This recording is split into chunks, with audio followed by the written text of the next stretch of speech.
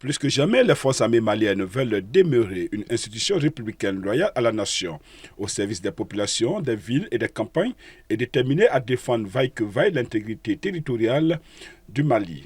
Ce fort engagement a servi la mère patrie. Les forces armées maliennes l'ont réitéré à l'occasion de la commémoration de leur 64e anniversaire. La journée de l'armée, célébrée aujourd'hui, rappelle le discours du président Modibo Keïta le 20 janvier 1961. L'armée nationale malienne a été créée le 1er octobre 1960.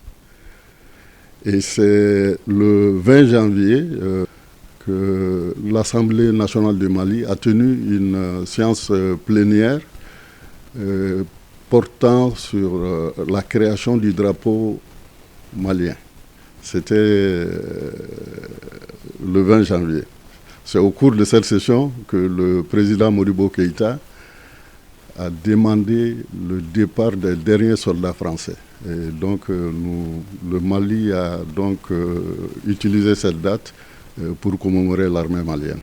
Cette célébration pour l'ancien pilote de l'armée de l'air démontre plus que jamais la loyauté, l'engagement et la détermination des forces armées maliennes pour la libération du territoire national dans l'affirmation de la souveraineté et de l'indépendance du Mali.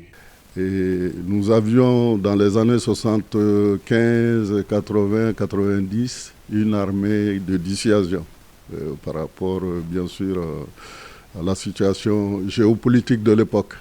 Mais finalement, avec les pogroms, les rébellions, nous avons dû changer de doctrine, même si ce n'était pas écrit. Une doctrine de base statique, avec des roulements de personnel qui nous permettaient quand même d'agir ponctuellement sur des cibles potentielles ennemies.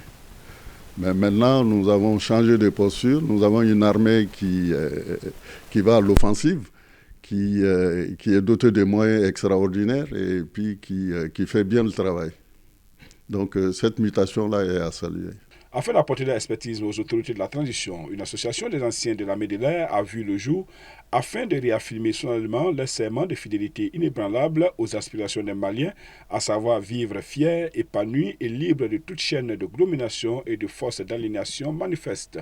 Et il faut regarder souvent dans le rétroviseur. Ça, c'est une leçon que je pourrais donner à la jeune génération. Je le disais tantôt à un cadre que les anciens militaires constituent bien sûr la branche politique de l'armée, parce que c'est eux qui sont dans les masses laborieuses, qui peuvent vraiment avoir les sentiments, les pressentiments des gens pour les relayer ensuite aux autorités. Cela serait vraiment souhaitable que ce rétroviseur-là marche.